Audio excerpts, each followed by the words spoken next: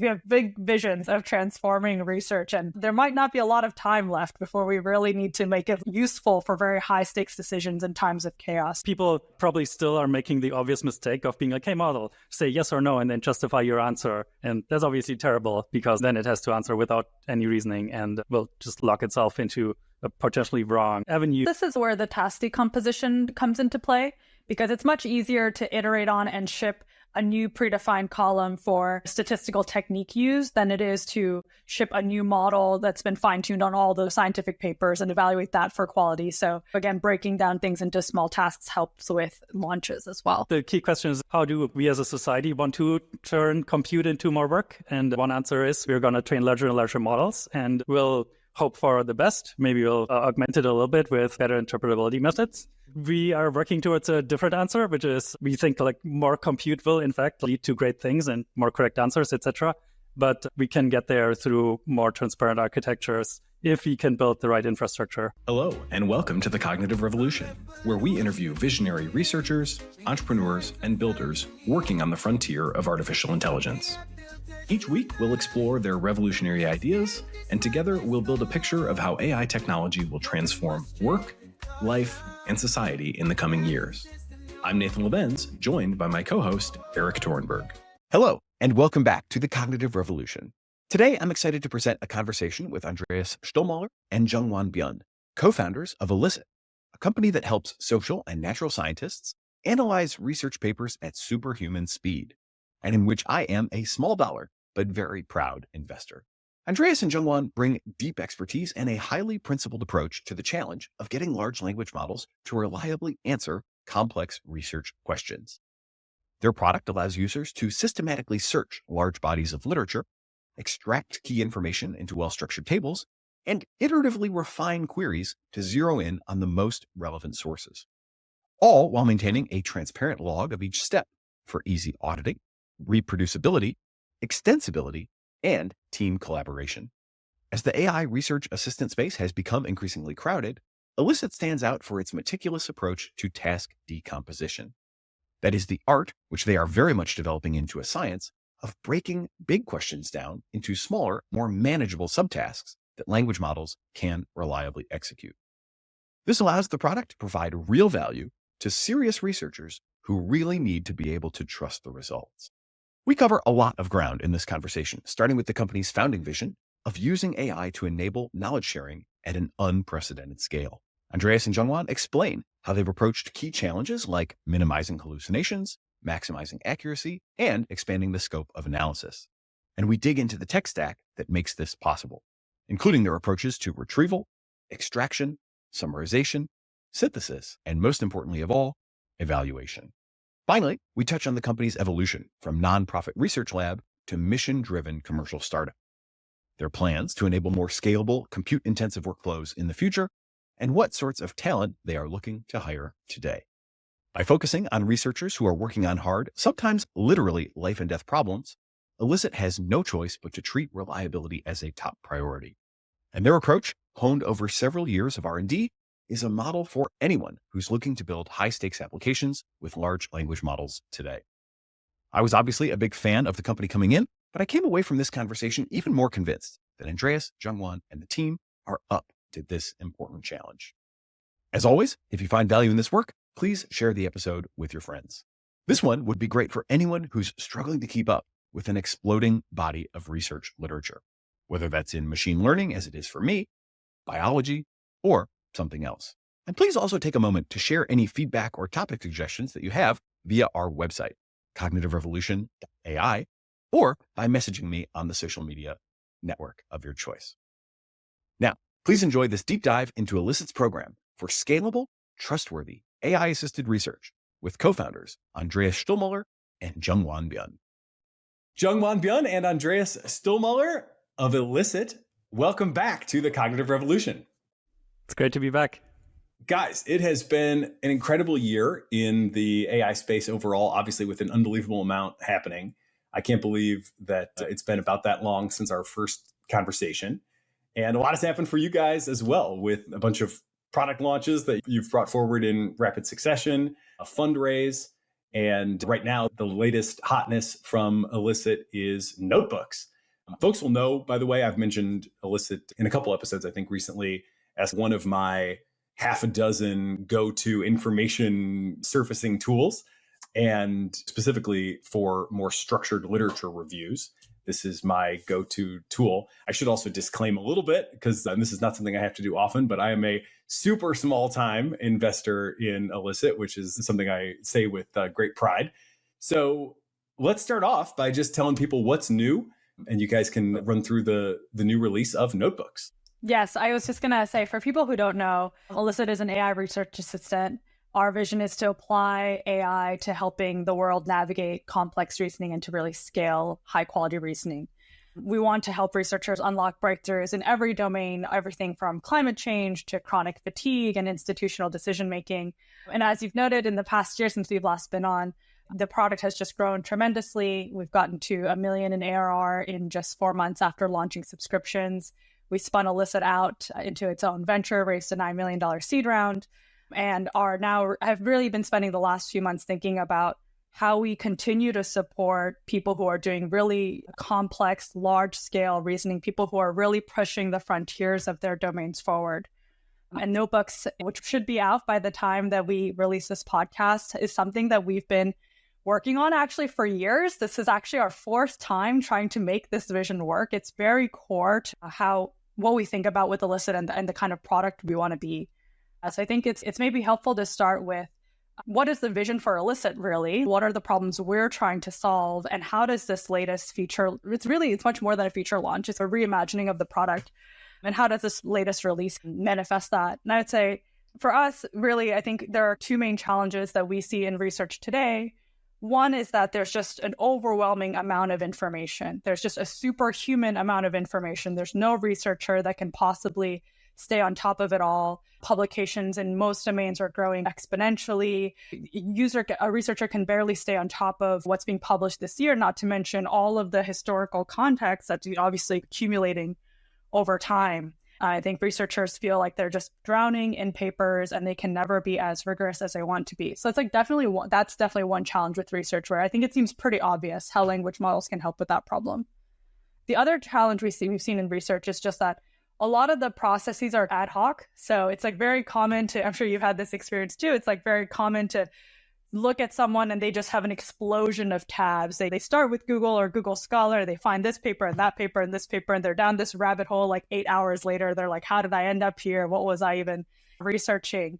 And there are certainly very systematic processes are in research, but I think a lot of times the journey, people talk a lot about serendipity when we talk to researchers at like multinational industry research labs that have offices across continents and thousands of people working. When they try to figure out what kind of relevant work has been done in their own company, a lot of it is I talked to someone, and fortunately that someone happened to know someone, and that person happened to be here like 10 years ago when we worked on this thing. And I think that's just like really not a scalable or optimal process. And so with Elicit, and I think with AI, we can really start to reimagine what research can look like with these tools, what processes we want to bring over and what we really want to transform. And we really want to make research. We talk about making research systematic, transparent, and unbounded. Those are the 3 things that we want to manifest in our product. And so notebooks is the way by which we make that possible. So systematic is like taking these processes that are ad hoc, these like maybe 1 tab at a time research journeys, and instead helping researchers have much more metacognition, put them more in the seat of thinking about what makes for a good paper, what makes for a relevant result, what makes for high quality research, what does success look like for me in this moment? And for this research project, let me be explicit about those criteria and then apply them over as many inputs, as many papers as exist, not gated on my own time or reading potential, but really on all of the kind of relevant data out there. With AI, people are increasingly going to be put in the position of having to evaluate and be really explicit and mindful of what success looks like before then using AI tools to manifest that. So that's like systematic is what we're going for. We care a lot about making research transparent. This has been really important to us since day one. It's really important with language models showing We've published research in the past on supervising kind of process, not just outcomes. And Notebooks really accomplishes that as well. So it allows you to basically take additional steps, and it logs all of your steps as you go on this much more extensive journey. So you can see, what papers did I start with? What factors did I consider? What papers did I screen out? What other queries did I run? What papers did those result in? And then over time, you can see, how did I end up at this final output? And there's this kind of by default log that you can audit, that you can share with somebody else. So it's going to help with that transparency process of component. And then I think the biggest part that Notebooks will push on that we haven't had before is this idea of unboundedness. So I think another challenge with research today is people do a ton of work, and then the final kind of artifact is this PDF, which is obviously very static and basically like immediately outdated as soon as it's published. And you can't reproduce it. You can't extend it. You can't like slightly tweak someone's analysis. And with Notebooks, we really want to try and make research much more like unbounded in that sense. So you can keep taking additional steps and keep doing data analysis over all the information in papers. Basically, you can follow up with additional queries, summarize more papers, extract more data. And often there's a way we can systematize research processes, which we really want to do. But there's definitely a component of research which is fundamentally iterative and uncertain. Often, if you're in a more exploratory state, you don't always know where you're going to end up. And so Notebooks accommodates both of those workflows. Cool. Let me just give my kind of experiential overview of what it's like to use Elicit. You can expand on that. And of course, you guys have plenty of demos and materials as well. But the way I think about it is, first of all, it is, as you've said, like very structured, right? So it's like, first to ask a question. That's the initial prompt, is ask a research question. Then there are, I guess I think of it as two main functions. One being like identifying the papers that it should show me in the first place. And that kind of creates like my little sandbox that I can now play in. And then there's the like highly structured addition of columns to the tabular form in which the papers are presented, where I can bring all these sort of incremental auxiliary analyses to bear on all the papers.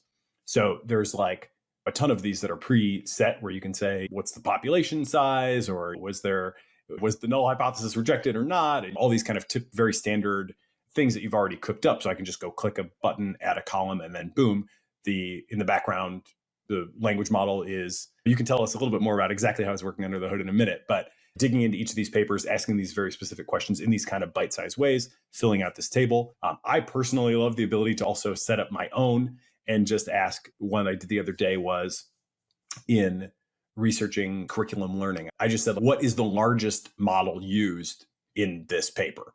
And, just boom, boom, boom. Okay, Pythia 6b, whatever. So now I can say, and this is where I think most of that functionality has been there. And now with Notebooks, I can start to say, okay, I am really only interested in ones that have like pretty big models, because I'm of the belief that like they're going to behave qualitatively differently. So I'll look at that column, check the ones that have sufficiently large model size, now pull that down into another table. And now I can start to do more deep dive analysis on just that select group. Then I can also ask additional questions, bring up more papers, consolidate those into lists. And I hadn't really thought too much about, because I'm relatively new to the Notebook. I've got early preview access, but I'm still relatively new to it. I haven't really thought as much about the sort of implicit log that creates and the journey that is embodied in that history. But I actually, as you described that, also thought, yeah, that's probably quite valuable to be able to go back and look at my train of thought, because Lord knows I can't remember what I was thinking half the time. And also just to audit myself to make sure that I was approaching things in a sensible way. So yeah, that's cool. What would you add to that? Yeah, now let's say at the end of all this work, you want to publish a new blog post, or like someone wants to update this kind of AI and compute essay that was published a long time ago. Ideally, this notebook can serve as this log of how did you figure out which models were relevant, what dimensions did you look at, what papers, what criteria. And then if someone wants to build on that, they're like, actually, I also want to look at smaller models, or I want to look at models trained on this specific architecture. It's much easier for them to pick up where you left off. They don't have to start all the way from scratch finding the relevant papers. Again, they can just make small tweaks. So the ability to take this expertise and manifest it, externalize it outside of like a person's mind to make it much more collaborative is definitely something we're excited about. And then this thing that you talked about with columns, I think is another manifestation of this unboundedness in notebooks. There are just so many places where you can go in multiple directions. Like from the very beginning, you can ask like 5 different search queries and get papers for all of those search queries. You can go really broad. Then for any one search query, you can get a set of papers. You can add all these columns and start to go deeper, all the way down to I'm going to go really deep into this one paper. So I think this kind of multi-dimensional exploration of the research space is really cool, and also one of the challenging product challenges that we have to work through. Cool. Yeah, I love it. I'm excited to just spend even more time with it now. I love the idea, and I haven't had it long enough to have had this happen for me yet, but I do think the notion of going back to an earlier analysis, running an updated search, and then filling in all those cells that I previously went through and just like extending that previous analysis and kind of bringing it up to date is something that I will definitely keep in mind, because that is going to come up, no doubt. Hey, we'll continue our interview in a moment after a word from our sponsors. AI might be the most important new computer technology ever. It's storming every industry, and literally billions of dollars are being invested. So buckle up. The problem is that AI needs a lot of speed and processing power. So how do you compete without costs spiraling out of control? It's time to upgrade to the next generation of the cloud, Oracle Cloud Infrastructure, or OCI.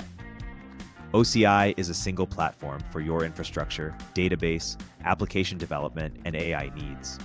OCI has 4 to 8 times the bandwidth of other clouds, offers one consistent price instead of variable regional pricing, and of course, nobody does data better than Oracle.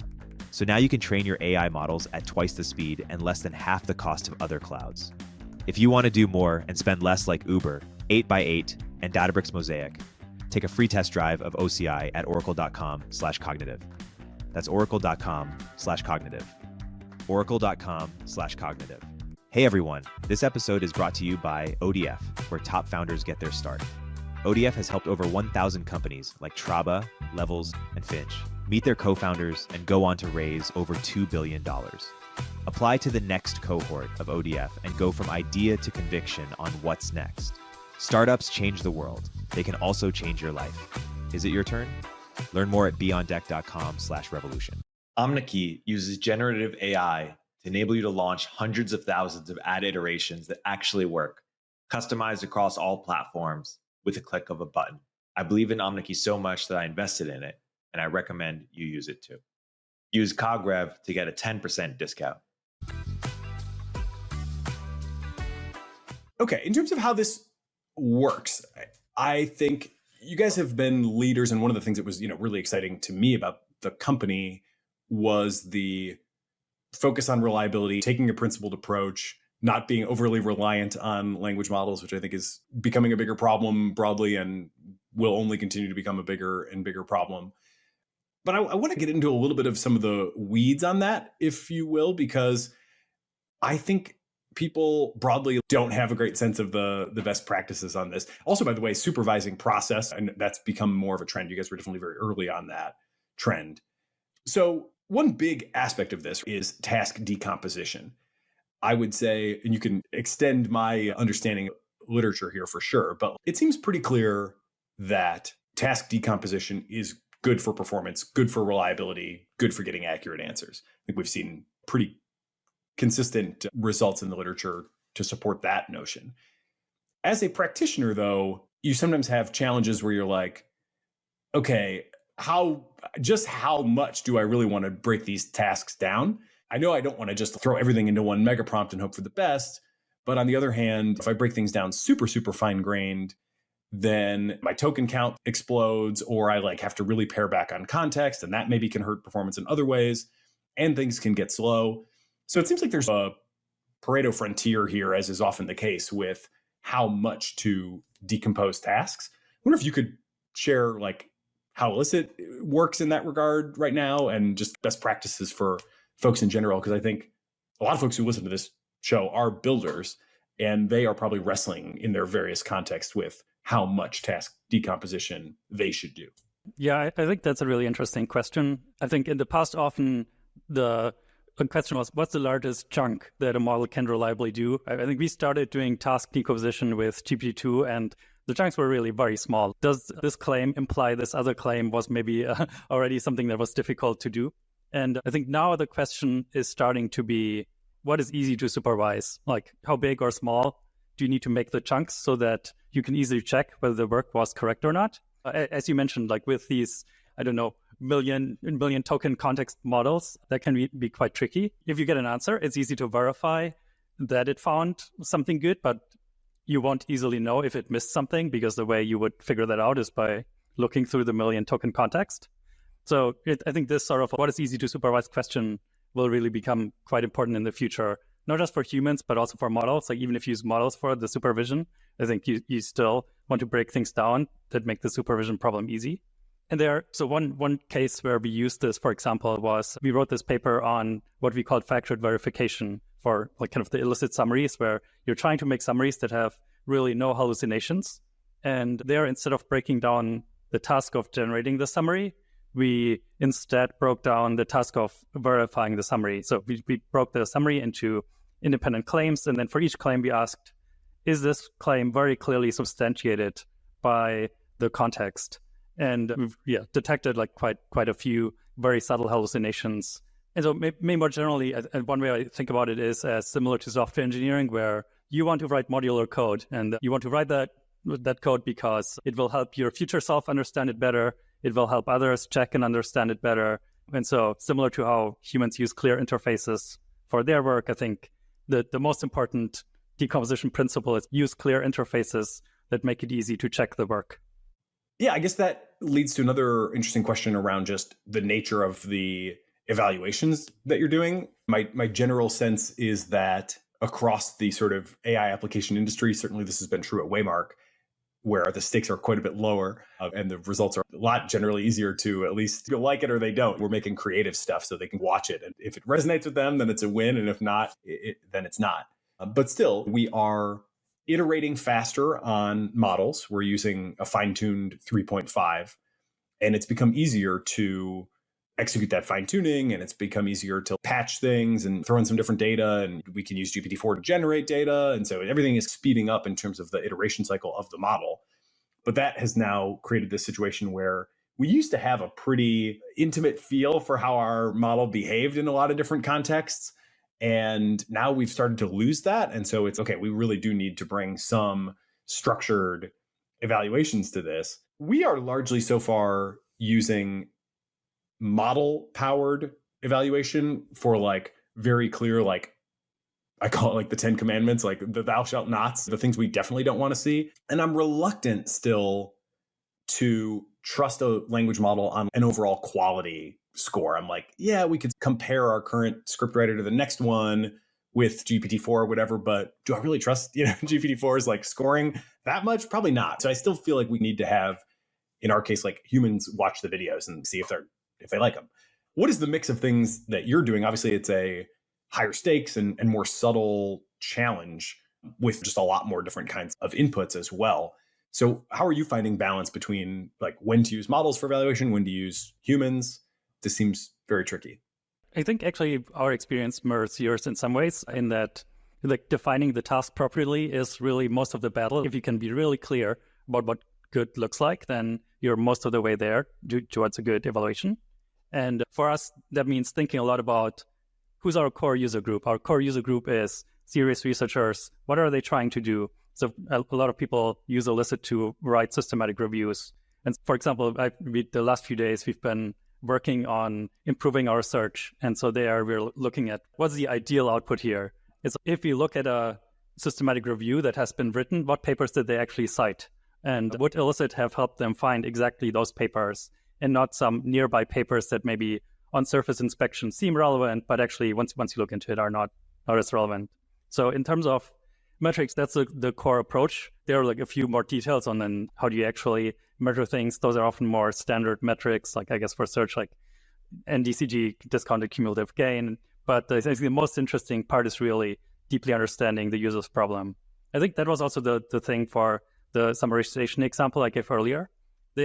Users really care a lot about correctness and don't want to see like even subtle hallucinations. That's why we're like, we can use models to help a lot there, and found things like, I don't know, sometimes models like to just slightly exaggerate the findings of a paper or need to imply that two independent findings are related because the sentences flow a bit better.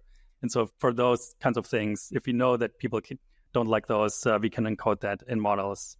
But then there are other cases like extraction, where we use automated evals, but we use automated evals against human gold standards, where human experts have looked into it, have thought about it. These are the things that they want to see.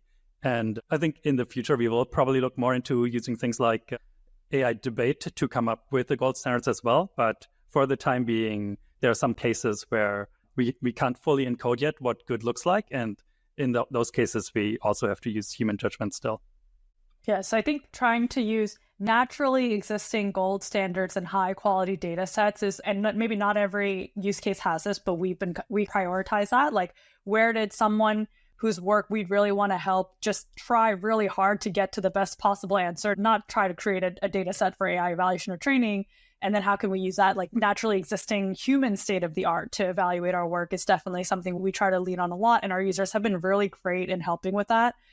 And then I think the kind of factored verification approach that Andreas was mentioning earlier is also an important part of it. So Nathan, you were saying you're wary of just throwing a bunch of things into the prompt and saying GPT-4, is this good or bad? But if you break down the task into, is this supported by the text? Is this accurate? Is this hallucinating? Does it answer the original question into each component? It's generally much more constrained, and I think produces better results that way. But yeah, I think part of it for us is also like, how do we structure the interaction in Elicit so that everyone is doing more fine-grained evaluations? Like, we're doing more fine-grained evaluations and our users are doing more fine-grained evaluations. So when you gave the example earlier of you're looking for these papers on mixtures of experts and you're like specifically focused on large models, I think in other products or in another context, you might have just been like, I have this question, please give me relevant papers. And we're like, we don't know what relevant papers are. But if we make it possible for you to be like, well, actually, what's relevant to me is models above a certain size, then you can implicitly break that task down, a separate task of what were the models, size of the models used in this paper. That is a much easier task for us to evaluate as opposed to just what are generally relevant papers for Nathan in this context. This portion of the conversation started with evaluations, which is typically an offline process, right? But you could also imagine bringing at least some of that process into the runtime. I guess it would depend on multiple variables, including like how much of a problem it is after all your effort has gone in, and also like how much it's going to cost and how much it's going to slow down, and like how much that kind of incremental effort would help at runtime. Is there like a easy to summarize state of like how many hallucinations you've been able to drive the product down to? And are there runtime, like secondary models, checking models, runtime checks happening in the course of a user session? Don't remember the exact numbers, but I think it was something like from 1.5 hallucinations on average using the largest models to maybe 0.5 hallucinations, where we were like quite strict about what we count as a hallucination in that context. Like even slight exaggerations or slight inaccuracies we counted as such. We don't currently use additional checking at runtime. So the primary use of that was to generate training data that we then used to distill a model that had lower hallucination rates.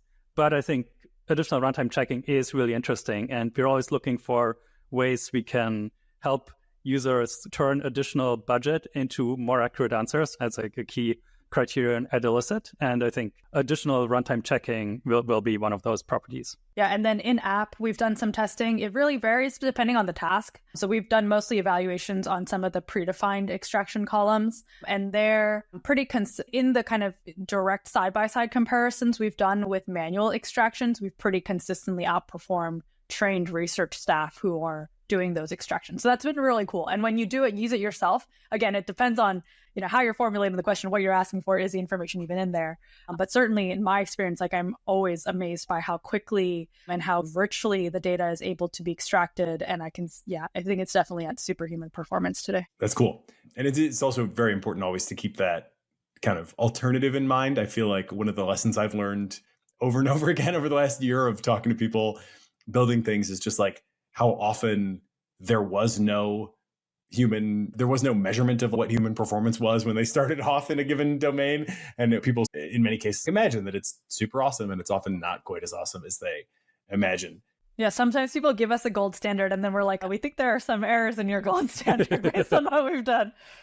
You touched there for a second on models, and obviously creating data sets is a huge part of this. And you mentioned distilling. I'd love to hear, what are the models that are in play today?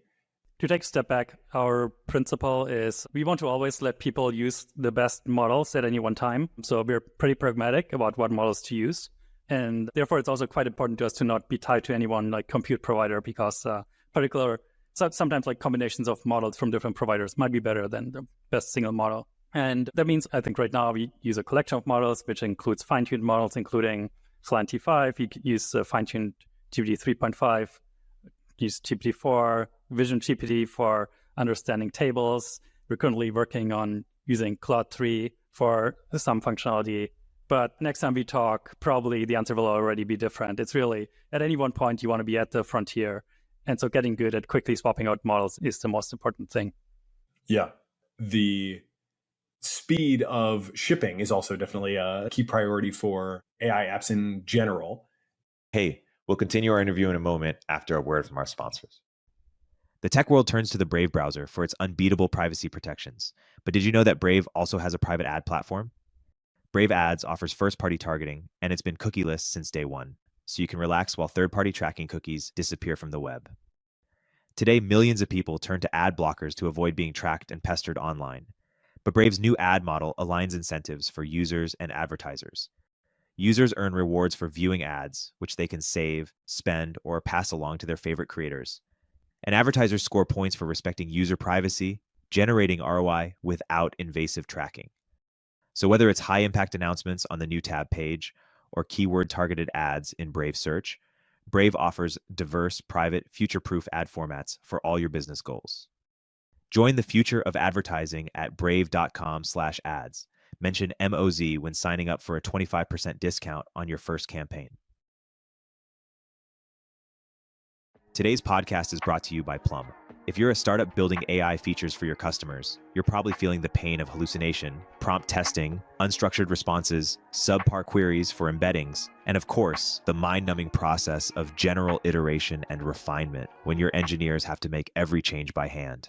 That's where Plumb comes in. Plumb is a no-code AI app builder designed for product teams who care about quality and speed.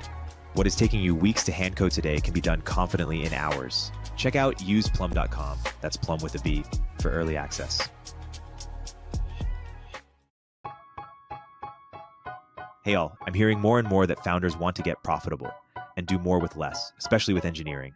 Listen, I love your 30-year-old ex-FANG senior software engineer as much as the next guy, but honestly, I can't afford them anymore. Founders everywhere are trying to turn to global talent, but boy, is it a hassle to do at scale, from sourcing to interviewing to on-the-ground operations and management. That's why I teamed up with Sean Lanahan, who's been building engineering teams in Vietnam at a very high level for over 5 years to help you access global engineering without the headache. Squad, Sean's new company, takes care of sourcing, legal compliance, and local HR for global talent so you don't have to. With teams across Asia and South America, we can cover you no matter which time zone you operate in. Their engineers follow your process and use your tools. They work with React, Next.js, or your favorite front-end frameworks. And on the back end, they're experts at Node, Python, Java, and anything under the sun. Full disclosure, it's going to cost more than the random person you found on Upwork that's doing 2 hours of work per week but billing you for 40. But you'll get premium quality at a fraction of the typical cost. Our engineers are vetted top 1% talent and actually working hard for you every day. Increase your velocity without amping up burn. Head to choosesquad.com and mention Turpentine to skip the waitlist. You recently put out a blog post about how you have, I believe it was, shipped a new feature every week. Do I have that right? Yeah, I think on average, it ended up being 1.4 weeks. So there are a couple of weeks that we missed when we were doing bigger launches. That's in a video creation app where it's like relatively lower stakes. Like would still be pretty good, I would say, to launch a new thing every week or just less than that. But given the standard that you have around reliability and minimizing hallucinations being like so mission critical. How are you balancing that? Is it just like a matter of having a battery of tests that you can run and trusting them? Or is there more to the discipline of the iteration cycle that you can share? Yeah, I think we're staggering it as much as possible. So some of the accuracy dependent features, they take a lot of time to iterate on and research, and they're in progress it's not like they're in progress for a week, they're in progress for a while, but then we can stagger the launches across multiple weeks, and then we can offset them with other more like infrastructural or just pure product based launches. Yeah, I guess the other thing to mention is, I think if you want to be at the frontier of accuracy, you need to ship quickly, because I think every week new model is coming out, and so if you're slow to ship, then your product will probably not be the most accurate it can be. Yeah, I guess this is also where the task decomposition comes into play, because it's much easier to iterate on and ship a new predefined column for statistical technique use than it is to ship a new model that's been fine-tuned on all the scientific papers and evaluate that for quality. So I think, again, breaking down things into small tasks helps with launches as well.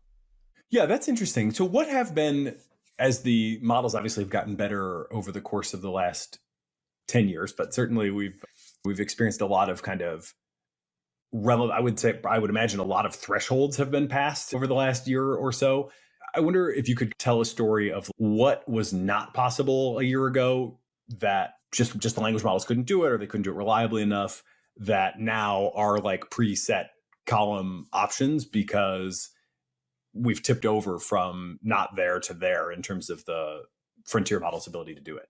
The most obvious case is answering using tables. So this isn't a specific column. It's across all columns. We know if you're using high quality mode, also look into the tables of the papers. And for many questions, like I think you mentioned earlier, is a p-value significant or things like that? Is a hypothesis refuted? Those are often only found in tables. Yeah, that was just a really hard problem that before multimodal models was basically not possible. And even at this point, I think there's like a lot of engineering involved in getting things to be fast and parsing tables, etc. But now it's possible.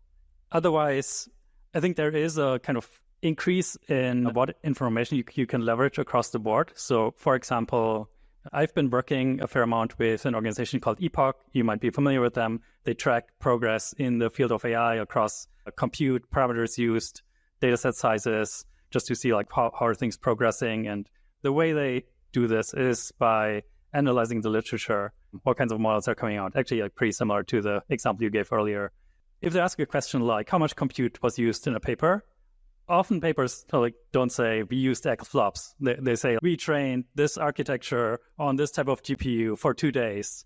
And if you want to actually answer that question, you need to do a bit of reasoning. You need to be like, how many flops is like this GPU and what's the answer overall? So as models get smarter, they can answer questions that are like 1 or 2 hops removed from what's literally in the text. Okay, that's really interesting. And I'm very curious to know how that works. And maybe it varies depending on the context. But I could imagine at least 2 different approaches, or even a combination. Like one would be chain of thought. And I wanted to ask you about chain of thought in general.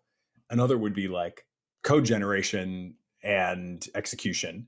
And then, of course, you have like chain of thought followed by code generation and execution. Let's start with how that kind of reasoning is being implemented. And then I do want to dig a little bit deeper into chain of thought as well, because I feel like that's another black box voodoo area where people know that it works, but there's probably a lot of caveats and gotchas there that people should be more aware of. I think chain of thought is quite important to us. So we use chain of thought for basically all questions you ask in Elicit. And if you use the CSV export functionality, it will actually include extra columns that say, here's the reasoning for this column, which I recommend people check out. I think often it's like quite instructive. And the reason we do this is because transformers obviously have a fixed amount of compute per token. And so there's some questions that they just can't answer. You can fine tune as much as you want, but your transformer is not going to be able to do arbitrary arithmetic. That's just not possible. I think there are different architectures that people are interested in, or like modifications like pause tokens or something. But at least given the current architectures, I think chain of thought is often critical. And I think the Epoch example I gave is an instance of that. There, I do recommend that people don't just take the answers, but also, and that's what they do, like also add like specific columns. I think ideally you add Elicit columns that ask about what was the compute architecture or what was the data, ask about the ingredients as well. in addition to just trying to get the model to give the full answer, because sometimes the reasoning still is more complex and might require some human intervention. So when I do an extra column, am I able to, is it automatically including the results of earlier columns in that subsequent column? It seemed like you were suggesting that I can like incrementally build up columns, but I hadn't realized that I could compound them in that way. You can't in the current published version. We have a prototype where that was possible, and excited to ship it as one of those 1-week features, but it's still work in progress. I guess, is there just any more kind of intuition you could help people develop for chain of thought? I've seen like lots of stuff that shows that it works better. It's obviously just common sense at this point that it's going to work better. It's also become the default behavior in the models that people are most accustomed to using. It's funny though, I guess it's been a little while since I've seen the last version of this, but I've seen quite a few examples from published research where benchmark reports were dramatically understating model performance or capability, let's say, because the prompt structure had prevented chain of thought.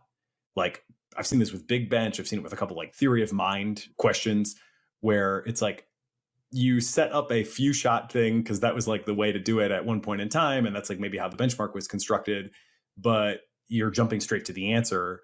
And no wonder you're not finding the GPT-4 is any better than GPT-3, to take one memorable example that I really spent some time on. Okay, whatever, like that, but we should be past that now. But then you see this other stuff from the literature where it's not really super faithful, or sometimes the answers don't really seem to actually depend on the chain of thought. There's been these like counterfactual chain of thought examinations where you change the chain of thought, but does it actually change the answer? I find that stuff confusing. And to be honest, I'm still in the mode where I'm like, it seems like it's pretty clearly best practice. It's probably the best I can do in many contexts where I'm working. I've also had really good luck for Waymark specifically, training a chain of thought into a 3.5 fine-tuned to really teach it exactly how we want it to work through this particular problem. But yeah, I still feel like my worldview is like pretty fuzzy when it comes to what's really going on with chain of thought and how do I make sure I'm getting the best from it, but not trusting it too much. So any more you could share there, or even if it's somewhat speculative, I would love to get up to speed with your thinking. I think it's just fundamentally hard because people don't understand including me, what's going on inside of these models. And so anyone who claims they know exactly how chain of thought helps or doesn't help the model, I think is probably just wrong. And I also want to agree with you that I think people probably still are making the obvious mistake of being like, hey, model, say yes or no, and then justify your answer. And that's obviously terrible because then it has to answer without any reasoning and will just lock itself into a potentially wrong avenue. I think this is fixed now, but the first Bard was shipped that way, as far as I could tell. That was like an eye-opening moment. It was like, guys, you get the best research team in the world, arguably here, but we lost something in translation. I do think that is now fixed. But yeah, I remember seeing that. I was like, oh my God, listen, some of these problems run a little deeper. Models should be fine-tuned on more, and hopefully, I think that might be in progress, but we'll see, is being able to say, oops, I was wrong. I think if models were more okay with saying, yes, actually, wait, no, I meant no. I think that would help with that behavior, and I think would probably generally be a good thing to do to allow for more kind of, truth-oriented reasoning as opposed to after post-hoc justification. Tactically, some of the things that I think it depends on like how you structure the chain of thought. Not like you guys have been saying, it's not all kind of chains of thought are created equal. Giving the model the option to say, I don't know, and here's why, or here's the closest thing I could find in the text, or we don't think it's mentioned, and here's why here's what we looked at and where we expected to see it but didn't find it, is actually still really valuable and makes the model more accurate. A lot of times the problem we have is the answer isn't in the text that we're looking at. So forcing the model to come up with an answer is what leads to hallucination. And even if you don't have the answer, you can still give really helpful information to the user. So giving it these back out options and like most relevant next helpful thing, I think is both a better product experience and reduces hallucinations. This goes back also to the point about clear interfaces we mentioned very early on. I think you can define an interface that is, you need to say yes or no, or you can define a different interface, which is you will get data. You can choose between saying it contains the answer or it doesn't contain the answer. If it does, here are like the things you can say. If it doesn't, here are different ways you can be helpful. I think thinking about what are the ways to deploy models that make them as useful as possible is, I think, an important part of what we need to do. Yeah, you mentioned the pause token. I was also reminded by kind of the notion of the backout, or the ability to recognize a mistake of the backspace token, which seems like a step in that direction, although certainly a baby step probably in the grand scheme of what's ultimately needed. How big are the data sets that you're creating for this? Like at Waymark, we find that quality is obviously super important. Scale hasn't been that important for us. Like low hundreds of examples is pretty good. And then we can throw in a few more when we have another use case or random thing that we want to tack on. Interested to hear how big your data sets are. And then also interested in like how you are doing the fine tuning. At this point, we've got quite a menu of, you're going obviously beyond base models, it sounds, but are you doing instruction tuning or like doing the sort of RLH or RLAIF with like an actual reward model? Or I personally have not been like up close and personal with a DPO project, but that seems to be like becoming more popular as well. So yeah, like data sets, like how big do they need to be, and how do you actually turn that data set into a purpose-built fine-tuned model? Yeah, we found that a few hundreds to a few thousand data points is generally all we need. Data sets have been more important to us for evaluation than for fine-tuning, which is not to say we don't use fine-tuning. We do use it. Also used constitutional AI a bit, where we trained a preference model on deciding which of two summaries is better, where the constitution included things like the summary should be accurate, should be concise, etc. And there, yeah, again, I think the data set was maybe a few hundred to 1,000 human judgments. Interesting. So it's not all RLAIF though. So it sounds like it's instruction, it's like supervised kind of instruction tuning first, and then sometimes adding on this RLAIF layer. Yeah, that's correct. And I think the ideal case is we don't have to do any fine tuning. I think we're not in the business of kind of making, I don't know, doing ML work or something. Is like ultimately what we most care about is deploy AI systems in a way that leads to the highest accuracy, most useful answers to users. And I think sometimes that will be fine-tuning of different sorts, but I think if you can avoid it, it's actually better, because you can deploy systems even more quickly. And I think increasingly there are situations where if you have the right prompts, you can just use off-the-shelf foundation models, and by composing them in the right way, do tasks.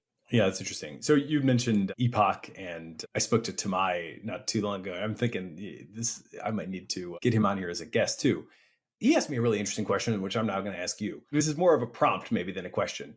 What does a scaling law for scaffolding look like? He may have asked you that question too. It sounds like I'm brought to this because you're suggesting that fine-tuning and scaffolding, or structure, maybe more generically, are substitutes to a degree. You could also imagine they might be complements in some cases, but it sounds like what you're saying is you guys have built out the structure with enough granularity and you have enough confidence in it that you don't need to fine tune as much as I would have naively guessed. And then that leads me to think, is there multiple people have asked me this like scaling law for scaffolding question, and I don't really know what to make of it other than just obviously scaffolding is useful. Here we're getting this sense of some substitutability with fine tuning, but I don't know what else comes to mind when I say scaling laws for scaffolding. Do you mean like how does scaffolding scale with larger models, or like what would enable scaffolding to get better with more compute, or what exactly is the question? Yeah, I don't even know. It's a kind of an ill-formed question. One sort of scenario that I think about a lot is the fact that we are building out the complements to the core language model, right? The thing that, like, what I often say these days, we now have AIs that can plan, reason, and use tools. Not necessarily super well. A year ago, they could barely do it at all. 2 years ago, they literally couldn't do it at all. So that's like happening pretty quickly. And because we now have those, people are like obviously racing out to build the like planning frameworks and the tool harnesses and all that stuff. And they're putting a lot of elbow grease into that to make it work with the current crop of models. And they're broadly speaking, like the sort of free-form ad hoc delegation agents like don't quite work yet, although you do have the occasional flight booked or whatever. But then I think, geez, with all that stuff built, if all of a sudden there's a significant model upgrade that goes wide at the same time, then like a lot of things that have previously just fallen over might actually already have enough scaffolding to work. So this is like outside of your like core product development domain, because you guys are obviously building something like super structured and it could work better, but it's not going to be probably qualitatively different from one model release to the next. But I do see these sort of agent systems that other people are building as like potentially ripe for a step change in what they can actually do in the world, just because all of the sort of surrounding stuff is already there. And then it's boom, GPT 4.5, is that today? Well, check your watch. All of a sudden, things might start to work a lot better. So I'm taking us a little bit far afield here, but the mention of Epoch and the kind of analysis that they're doing, as well as this notion of some substitutability between fine-tuning and surrounding structure, at least caused me to ask the question. Yeah, I think it's a great question. I'm also very interested in it. The most basic example is the thing we mentioned earlier is chain of thought. So you're like, you said people underestimated how good GPT-4 is because they didn't use chain of thought. And chain of thought is obviously like the very, very basic way of scaffolding. And so then that raises the more general question, which is how much can you augment language model capabilities just using better scaffolding? Various types of decomposition, debate, amplification are all ways of scaffolding. Some of these are starting to work better with better models. I think both debate and amplification, like kind of decomposition to sub-questions, did not work super well with GPT-3 level models, are starting to work much better now. And I don't think it's like very well understood what the shape of that landscape is. So I'd be excited to see more work on that. I wanted to address like one other thing you said about maybe these other agent systems, there will be a step change. A key thing for Elicit is always think ahead to the future. Don't build just for the present, because the situation where Elicit is going to matter the most is the situation where we're like moving closer to AGI and thinking and actually need to use these AI systems to make really impactful decisions. So we've been working on more scalable infrastructure where we both in the notebook setting where we can let node agents take actions similar to how humans take actions, but also scaling to larger kind of task batches. So internally, we've been calling this the exascale engine, where we're like right now, people use models at like fairly small scale, run it over tens to hundreds of papers and extract information from those. But that's obviously not where things are gonna stop. Ultimately, you want models to do reasoning across tens of thousands, hundreds of thousands of papers or other kind of similarly shaped large inputs. And I think that does require infrastructure that doesn't really exist right now, like kind of an infrastructure for taking these unreliable pieces, running them at scale, using like models to supervise other models and eventually get high quality answers without having everything run in like a single kind of huge black box with like opaque weights. So we are thinking a lot about that future. So it seems like the key, you're creating a equivalence there between scaffolding and just bringing more compute to bear. It's like you're translating all this structure into more compute from more angles, right? You can go wider and handle more stuff. You can also like have models check models, but a lot of that stuff seems to be not just because it's obviously complicated, but there seems to be a sort of the fundamental currency there is still compute, and the scaffolding is like a way to organize it, obviously. Yeah, that's exactly right. I think the key question is like, how do we as a society want to turn compute into more work? And I think one answer is we're going to train larger and larger models, and we'll hope for the best. Maybe we'll augment it a little bit with like better interpretability methods. We are working towards a different answer, which is we think like more compute will in fact like lead to great things and more correct answers, etc. But we can get there through more transparent architectures if we can build the right infrastructure. The obvious next question is, what does the infrastructure look like? What is the kind of frontier of that today? Obviously, there's like a ton of papers out there in the literature. It's like not being fully web scale, still a very large database that you have to search against. Interested to know what that stack looks like.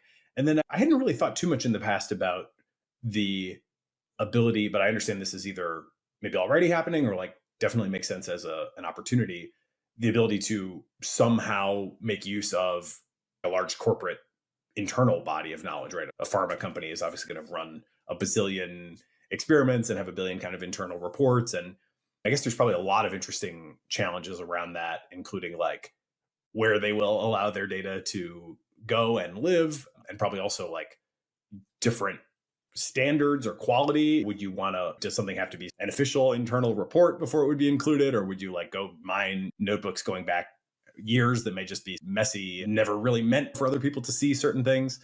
So yeah, the more I talk my way around it, the more I realize there's a lot of infrastructure probably that is just in that first bit where you ask your question and get to the results to then be processed in this structured form. So what can you tell us about that first bit of the product experience? Yeah, I guess there's what is happening right now and what would we like to happen in the future. Maybe starting with what's happening right now. I can only cover it on a high level, but roughly, so you go to Elicit, you enter your question, what happens next? Let's say your question is, I want to find studies on creatine for cognition after 2020, please give me RCTs or something. And then the first thing that happens is we take your search and we automatically parse it into the different components. So they're like there's the search component, like I want to find studies on creatine for cognition, but then there's also these intentions you expressed about what filters to use, like filter down to RCTs only after this year. And we extract those out into kind of an API call that has those as separate bits. We pass it off to our search engine, which is a kind of hybrid semantic and kind of, lexical or filter-based engine, so that it can both find the relevant documents, but then also use those additional intentions you expressed to narrow down to the most relevant papers.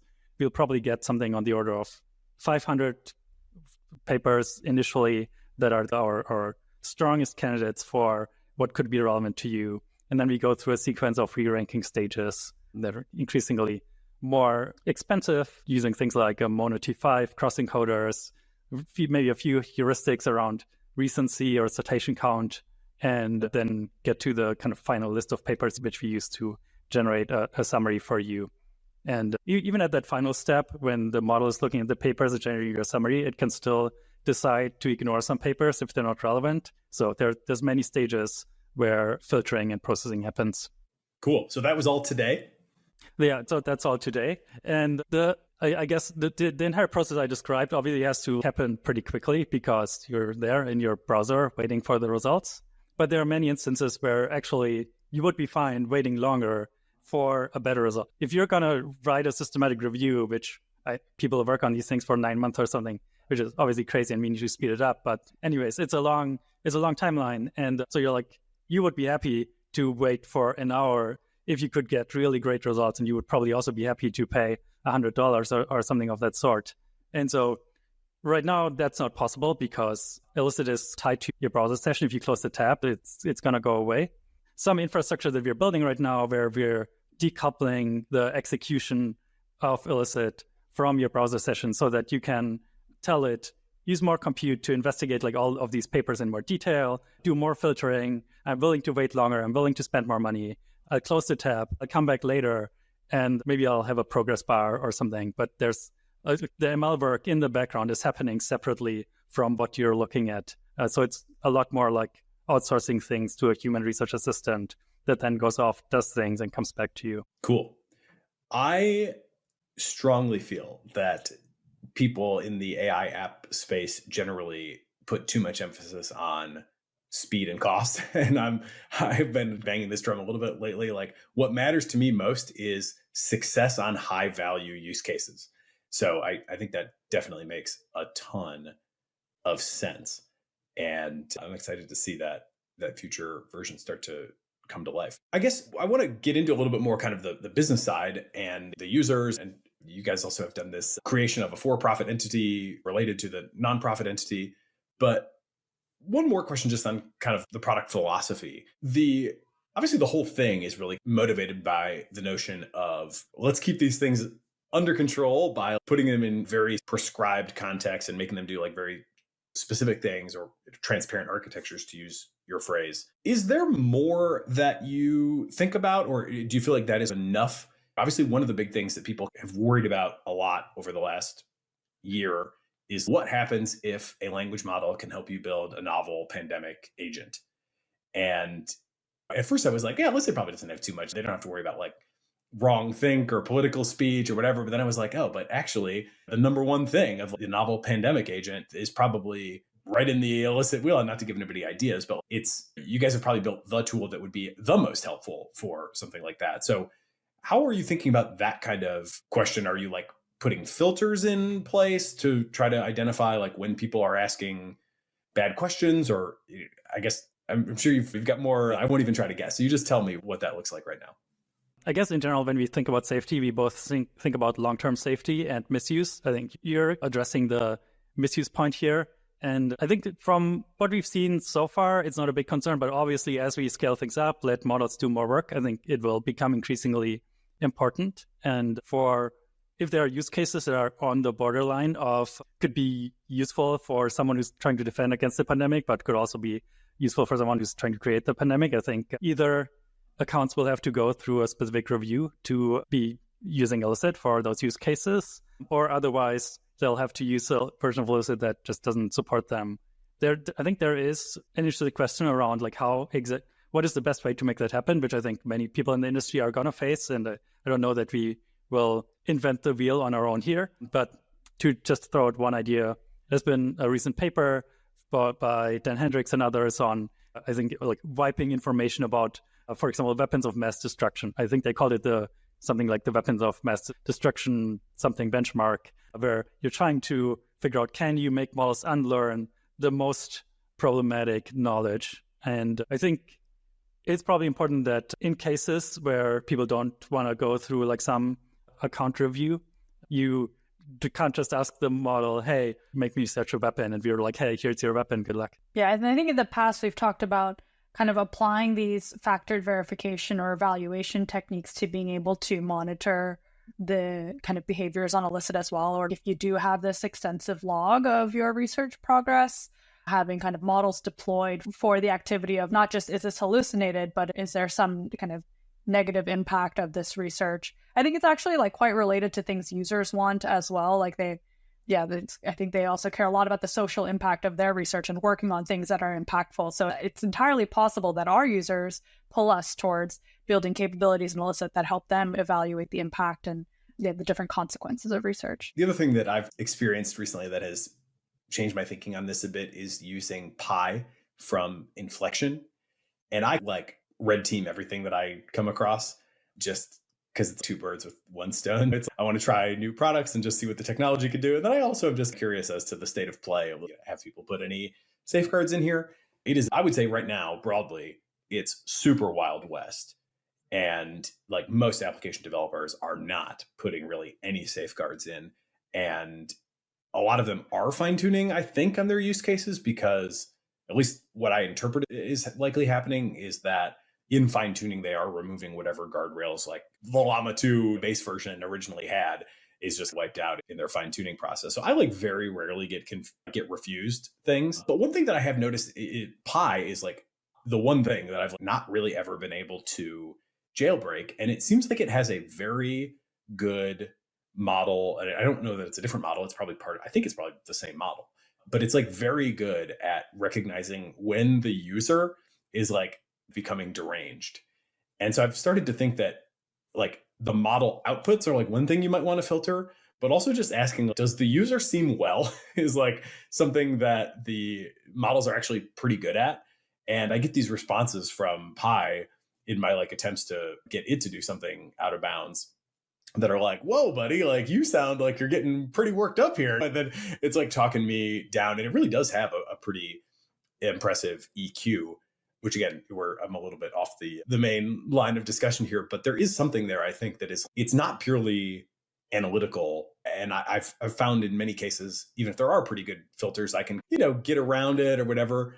But Pi has brought something new to the table with a sort of emotional awareness where I think it may in many cases be easier to detect that like the person seems not well as opposed to this content is like inherently problematic.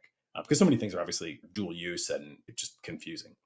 Yeah, and actually, I think that's another good example of a place where doing something proactively well that is good for your product can also help you defend against misuse, because the more, like, we often want to understand the intent behind our users' queries and the intent behind their searches in general. Like, that just makes it significantly easier to give them relevant results. So I think that will naturally pull us towards better understanding what is the user really trying to do here. And in 99.99% of cases, we'll use that capability to just deliver them a better Elicit experience. But in the rare cases, that same capability might help us be like, oh, wait, this person is like maybe trying to do something sketchy and we should do something about that. Yeah, expanding or transforming that initial question seems like you may already be doing that to some degree under the hood, but I see that as also an emerging trend. We just did an episode with Exa, which does that as kind of default behavior. And now Anthropic just put out their sort of meta prompt creator as well, which is you throw in your haphazardly created prompt and they structure it up and turn it into a template for you.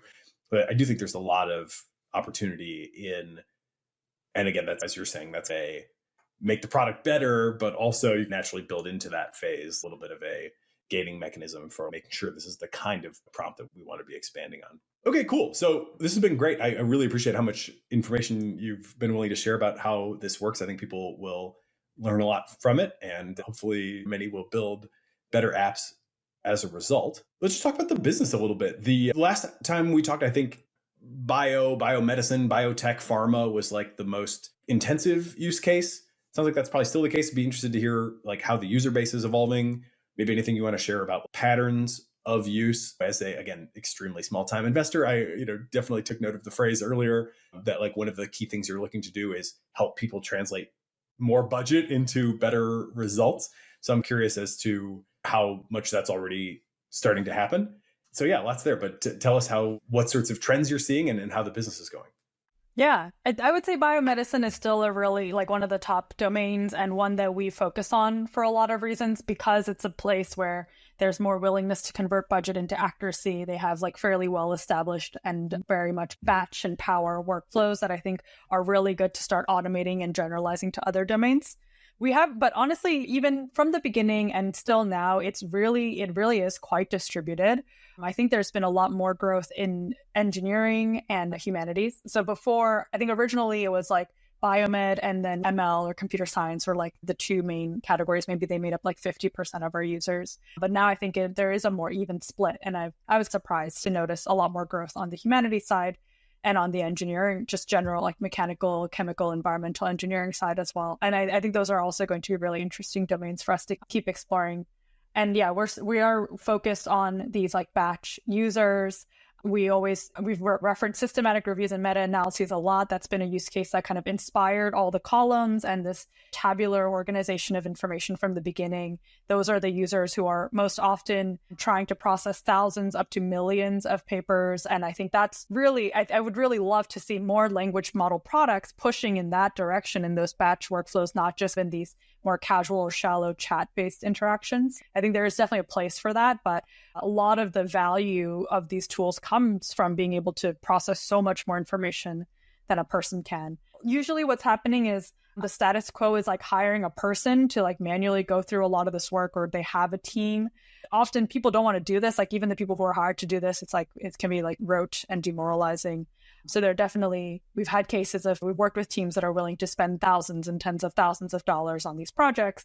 And even at an individual level, there are people who are willing to spend hundreds of dollars, like just an individual consumer who's willing to spend hundreds of dollars because it's like there's a very clear value add and objective kind of gain. So yeah, that's been really cool. And we want to keep pushing into that. So the main driver of cost to the user, value to the user, and obviously revenue to the company is depth of processing. Is that the main takeaway? Expand the number of results is the biggest thing. It goes in multiple dimensions. So there's like the easiest, I think the largest kind of lever is like number of papers considered and how comprehensive you want to be. But there's also kind of accuracy, like how much are you doing a kind of shallow pass or just a rough 80-20 of how relevant this paper is. So you can, because you're going to read the papers later anyways or whatever, versus how much are you going to take the result of this extraction and put it in a database somewhere that's going to feed into another analysis. And it's like actually really important to get that super right.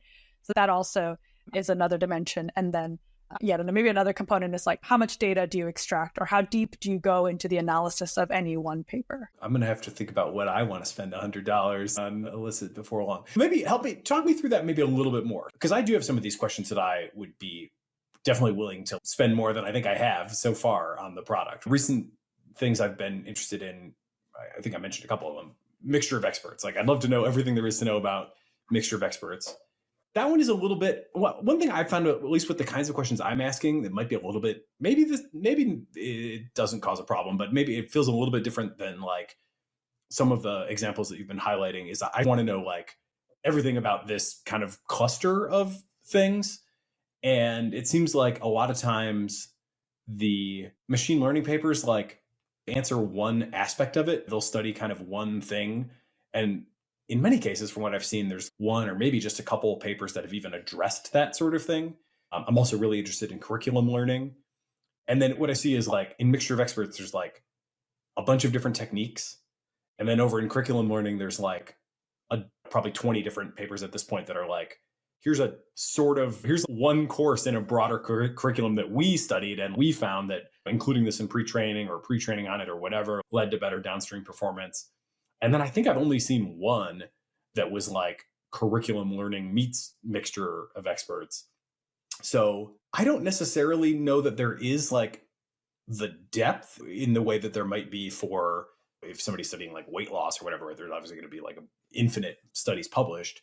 Here, there's not necessarily so many, but how should I think about translating dollars or compute to the fastest improvement in my worldview that I can get out of the product? I think that might partially hinge on things that are also still baking in the Elicit office. I think what you want is something like, here are find the 20-ish papers, say, on curriculum learning.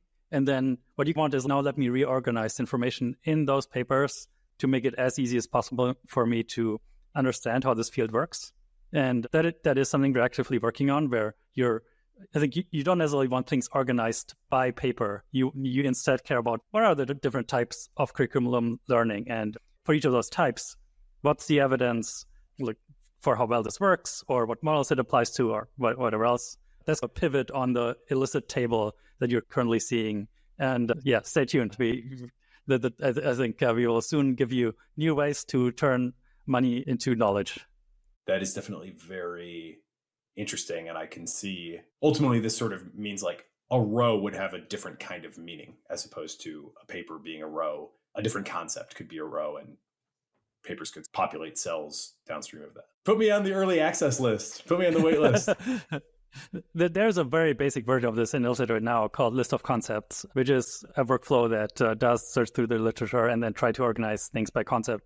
I think people should try it. I'm often surprised by how well it works. It is trying to be more comprehensive than the baseline Elicit search, and also takes longer to run, but it's still only a precursor of the kind of deeper concept-based functionality that we're working on. Cool. How do you, with users, so many of these, this is not a consumer app, right? It's a professional tool. Do you have any trouble with habit formation? Like people just, because that's a huge problem in just apps in general, right? Like people try it, they don't come back. If they don't come back every day, then they don't come back at all.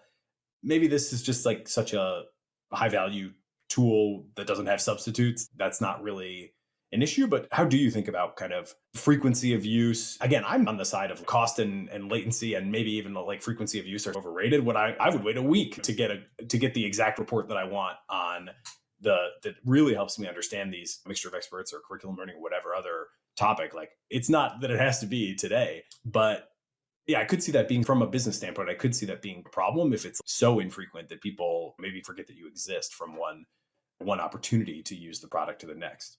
I think it is different from just like a pure consumer app. We certainly have people who just use it for personal use cases in a more periodic way. I think they still are very engaged with us as a company, probably because we launch these features every week. So most of them are, I think, still aware of Elicit, even if they don't have everyday use cases for it. But yeah, from a prioritization perspective, we're much more focused on the high value batch, really intense use cases where there's no alternative basically, and you're working on a project for a while and you're really scoping it out and you have clear criteria that you're going to evaluate the different solutions for. So I've had this idea for a while of the AI bundle, which is a kind of like your cable bundle in theory, where you have a single subscription that gives you access to a lot of stuff. And presumably it would be like more than you can get with the free trial, probably less. Obviously, in the Unbounded research case, you would have to have some bounds on what you would offer to people who come in as like part of the AI bundle subscription. But my kind of concept there, and actually just got contacted by somebody who was like, I'm working on this. So there may even be an opportunity to make it real at some point. The idea is hopefully that from the application developer side, like you don't have to give away so much tokens and harm your margins or really force you into weird pricing dynamics. And then for the user, like a more frictionless, hey, I get to really use all these things. And then if I really want to be a power user, I can upgrade. So I guess my question is, would you like to be part of my AI bundle? I think it really depends on the details. Yeah, just tell me more. What comes to mind? It depends. Who is the target of this bundle? What else will we be bundled with? Do I feel confident that these users will use Elicit, or actually is this totally outside of our target market? What do the kind of finances look like? What do the pricing margins look like? What is the operational cost involved for us? How much are we losing the kind of customer relationship? I think that's like the big question with a lot of aggregators. So aggregators are very common in other industries. Like I came from fintech. They're like really big in finance for like credit card comparisons, loan comparisons. And I think one of the big questions there was always like, who owns a customer relationship? We'd have to think through like all those things. That's a pretty good rundown. I think the vision would be that folks would sign in almost like an OAuth kind of thing so you would have a sense of who they are. They wouldn't necessarily be establishing a billing relationship with you immediately, but that would be the point, is that friction would be reduced. In terms of how the finances work, I don't know. I'm not actually doing this, but the kind of two models that come to mind would be like prorated based on use, where just all the revenue gets split up and divvied up based on who's doing what. That could be pretty challenging just because what exactly is going on and what tokens are, it's hard to equate different things. So another version would just be like periodic re-establishing of a certain percentage out of the pie, which is how the cable bundle works, right? Like every year or however often the contracts come up for renewal, ESPN's going to get however much out of your bundle and Discovery Channel gets however much. And that can go up and down depending on how popular those channels are and relative negotiating position. But my understanding is it doesn't matter how much I actually watch any of those channels on a month-to-month basis. The channels are just going to get what they're going to get from each subscription.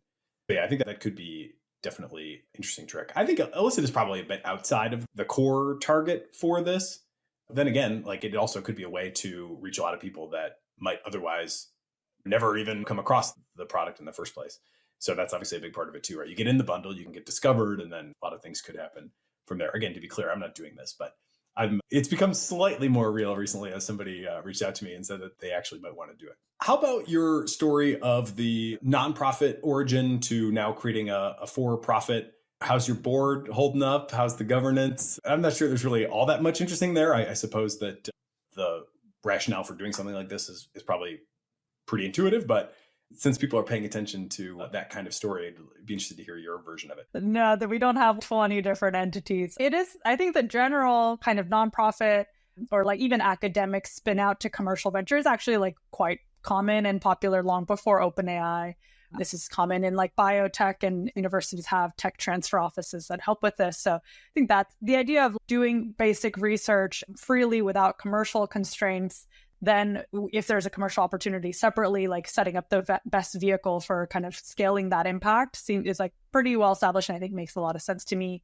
We got a lot of external advice. We did talk to the OpenAIs and the Anthropics like early last year and have had great like nonprofit lawyers who guided us through that. The former nonprofit is run by an independent board. It was an independent board that kind of oversaw all of those decisions. We were pretty careful to get into like very independent valuations of everything, and overall really ensured that the nonprofit was like significantly better off. And like the original motivation actually like came from our philanthropic donors and like our board, and like they were the ones who provided that initial impetus. So I think that like governance wise, I think that was like pretty straightforward. And then I think the other thing that really helps is, I would say, so now Elicit is a public benefit corporation, which again makes it clear to the world that we care about impact, but definitely financially, but also just for the world at large. And also we're opinionated about how we're going to make an insane amount of money. Like there are lots of ways to make money. We're going to do the version of it that's like really good for the world in a lasting way. And I think that's totally possible. And so I think for us, like all of the different things we care about actually kind of converge really nicely, which isn't always the case. The mission doesn't trade off with financial success. For us to be successful as a product, we have to be very accurate. We have to be a reliable, trustworthy product. We have to be good at really complex reasoning. We have to add value for things like research. So like our stakeholders, our financial success, like our mission, all of that is very aligned. So yeah, I think actually for us, it was really nice. I think it feels very convergent. Is there still like a nonprofit team that's distinct from the core product team, or is the whole kind of team united in the commercial mission at this point? All of the employees moved over to the commercial side, and then the nonprofit is just run by the independent board. So they're the ones who are overseeing that. How about your hiring needs? You guys have raised the round, so you've got resources and you're also scaling revenue at a admirable clip. What are you looking for to continue to build the team? Yeah, hiring is definitely super important to us. As you mentioned, like users, revenue, everything is growing. And the most important function right now, to me, I guess I'll let Jungwon speak for herself also, is senior software engineers looking to get into AI. So not even necessarily machine learning engineers, although we're also excited about those. But people who have deep expertise kind of building scalable, modular, well-architected systems using Python, TypeScript, super relevant, both front-end, back-end. There's like kind of need to build the machinery for the AI factory on the back end to build the kind of control structures on the front end. And both of these just need people who have been in software engineering for a while, did not just do boot camp.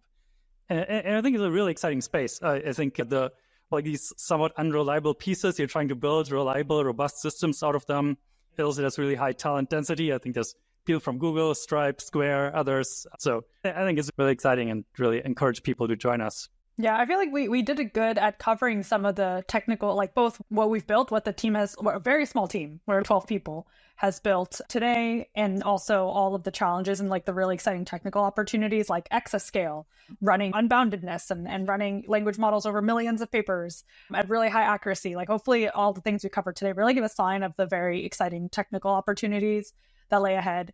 And then on the non-technical side, I'm looking for product designers who are excited about building these evaluative and interfaces with language models that, again, help the user, even if they don't know what they want, even if the language model doesn't have all the information that they need. And also definitely looking for people in product marketing and go-to-market, as well as on the eval side. So we're starting to think about hiring data scientists to marry some of the offline evaluations and analysis we're doing with real-time evaluation and feedback. I think there's a lot of potential there. So firing across the board. Yeah, I'm really excited we have big visions of transforming research, and there might not be a lot of time left before we really need to make Elicit like useful for very high stakes decisions in times of chaos. So yeah, hiring eagerly. Cool. That's a compelling pitch. And certainly I can't rule out that we could be entering some choppy waters pretty soon. This has been phenomenal, guys. Anything else you want to touch on before we wrap?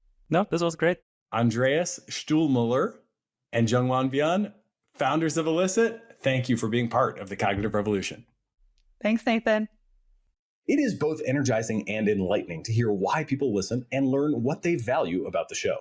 So please, don't hesitate to reach out via email at tcr@turpentine.co, or you can DM me on the social media platform of your choice.